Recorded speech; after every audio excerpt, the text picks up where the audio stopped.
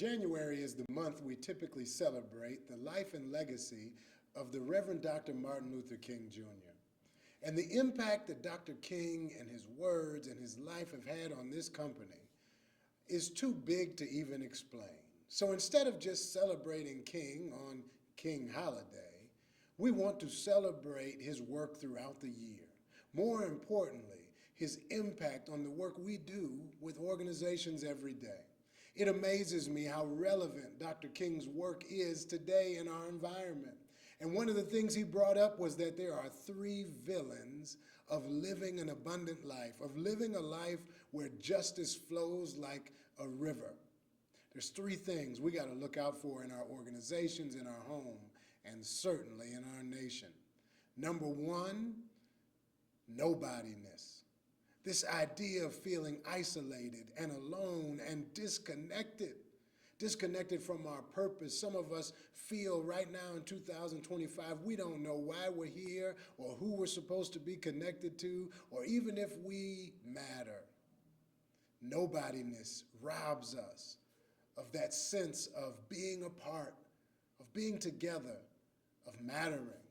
The second villain, he says, that robs us in our organizations, in our teams, in our home is soft-mindedness. That there's so much noise in the world that we're looking for short answers. We're trying to figure it out in 140 characters. Because over time we've just gotten overwhelmed, we make snap judgments, snap actions when we're responding to people. And things that trigger us or snap us in a moment can cost us for a lifetime. And then the third villain is brokenheartedness. I saw once a definition of despair, and it's suffering minus meaning. When I'm suffering, when I feel heavy, and I don't quite know why, I can't figure out the meaning to it. My goodness, if you rewind the last 5 years of human history, we've had some real suffering. We've had some times where we really are trying to figure out what it all means, and there's a lot of folks living in despair, where we feel robbed of community, where we feel robbed of meaning. And the answer to all of it is somebodiness. Dr. King was about this idea that there is dignity, there is an opportunity for flourishing, for being connected right where you are, because you are somebody. What would happen if we could turn our organizations, our community's attention toward somebodiness? What if everybody really was somebody?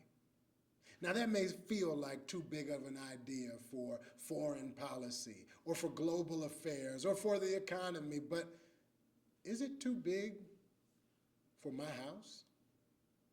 What about in my own neighborhood, in my classroom, in my office, in my hallway? Is it too big of a concept if we all just right where we are started to see everybody as somebody? That's all Dr. King was really after, was that basic dignity of humanity. And that if I'm somebody and I got a way I've come to my life, you have one too. Somebodiness could change how we experience 2025.